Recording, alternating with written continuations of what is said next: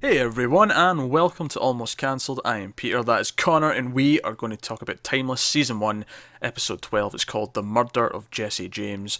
Full spoilers for the episode as always. It's obvious when they go back to in this, they go back to the time of Jesse James. Closing the title, isn't it? hence the title. But we also get the apparent character or the person that the Lone Ranger's based off. Yeah. Which I did not know, but that's actually kind of part of the point of the episode, is that no one knows that this was based off a real person and that this real person was black. And Rufus's excitement as he walked out was actually quite a really nice moment. Like It was. him stepping out, being all sort of commanding the screen kind of thing with his badge on. Yeah. Was really cool. Yeah. So this episode did a lot of really different things. I felt like because we kept cutting back to Jaya at home base, and because she had her own subplot, that was new. Yeah. That was different. That was different. And it was relevant as well, because it was bringing in the whole... Because obviously the last episode, Rufus was like, hey, I'm your only pilot, so no, I will not record things. Don't you dare threaten me. And then... It's like, well, guess we'll get a new pilot then. Yeah, this episode... Oh yeah, we're training Jaya to be the pilot. So not only is it like, yeah, he'll be expendable once she's trained, it's also she'll be in the same situation he was, where she'll be threatened at that point, and she'll be forced to do all this stuff. So it's extra conniving and manipulative and evil, and you know, we keep hoping that Mason's not a bad guy, and I think this episode is the first time where it feels like, nah, he's kind of a dick. This is bad. Yeah, there's that line where he says to Rivers, "Oh, you told me to pick a side."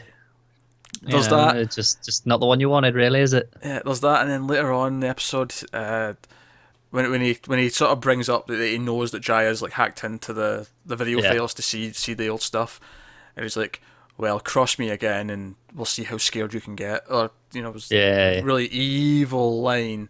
And when he says that, Rufus is like back and he's like up in the stairway looking down at it, and Mason like catches his eye and they're staring at each other as he's like giving her more commands, and it's just like, oh, I was half expecting Rufus to just jump over the banister and run for him, honestly.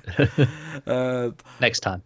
But that's really setting up that power struggle in this. So I wonder how long it'll be before Jaya finds out, before Rufus brings her in on this. And I have to admit, I don't understand why Rufus hasn't just told the other two about this. Because it feels like we're at a point now where he's been honest about them. They know about the recording device. They know about Rittenhouse. They're mostly on the same page. Yeah. It felt a bit weird that he didn't just come out to the other two, to Lucy and Wyatt, and just been like, hey, now I stood up to Mason, but now they're training Jaya, so now I'm worried about that. I didn't understand why he didn't bring them in on it.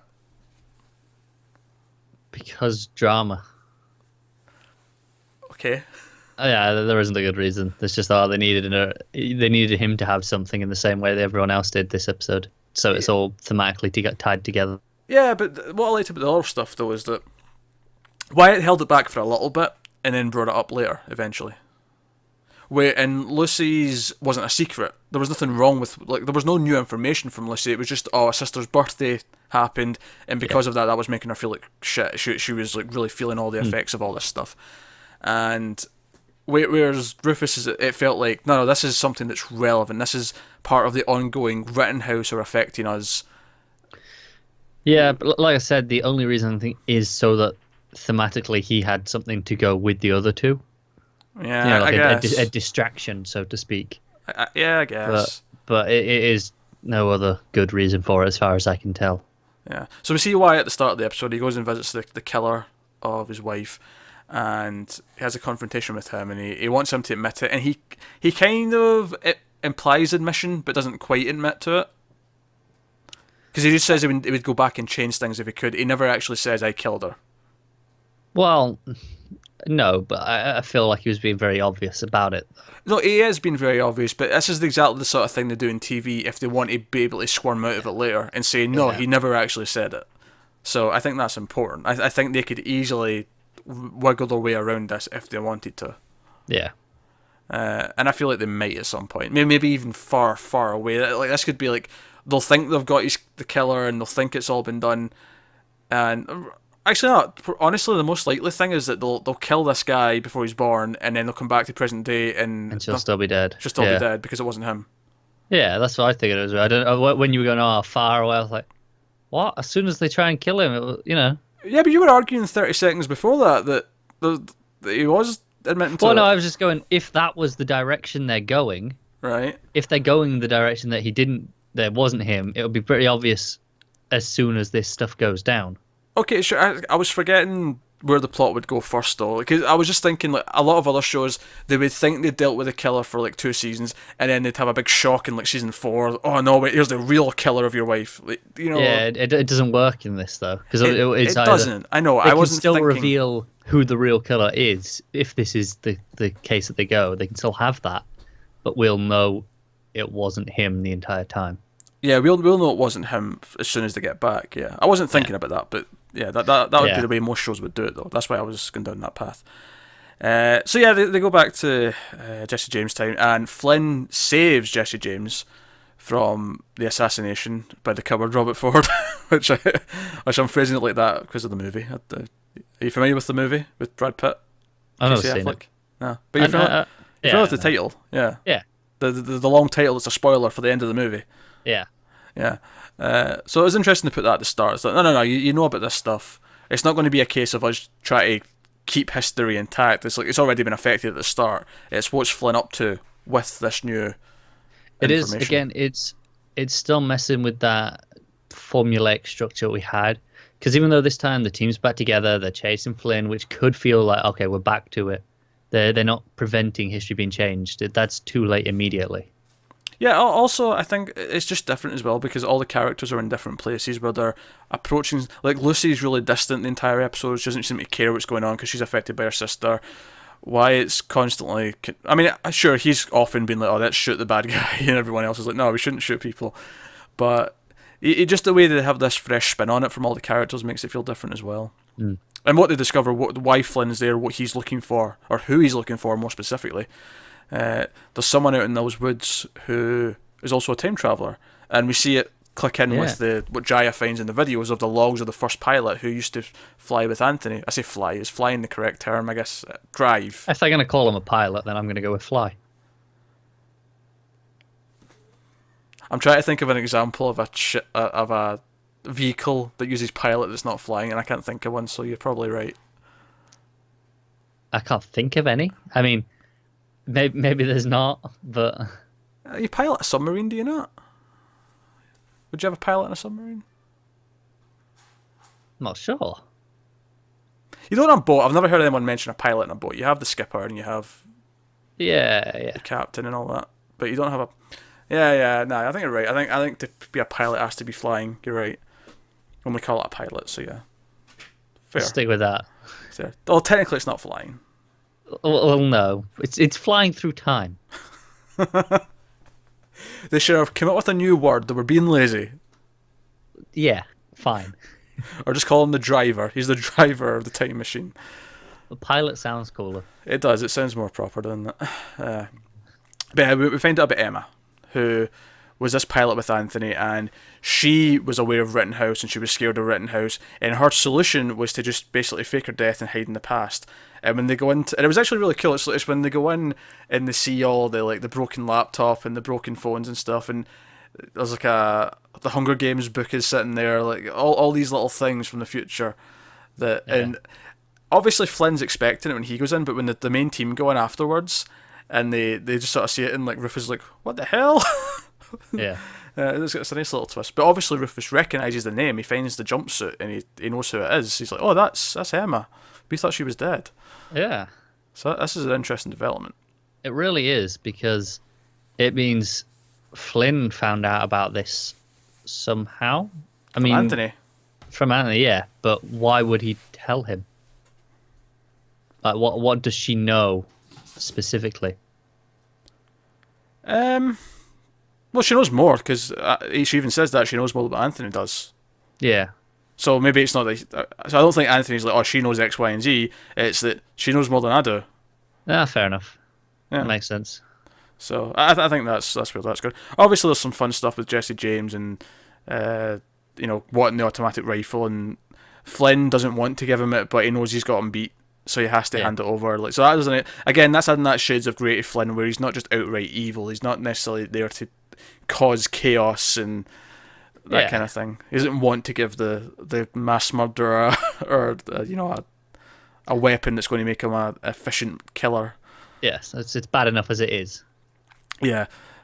So we had all that. I mean, we had the fun stuff about the Lone Ranger being real and Tonto meaning idiot in Spanish and all the rest of it. Or fools, I think was the exact word. Fool, yeah.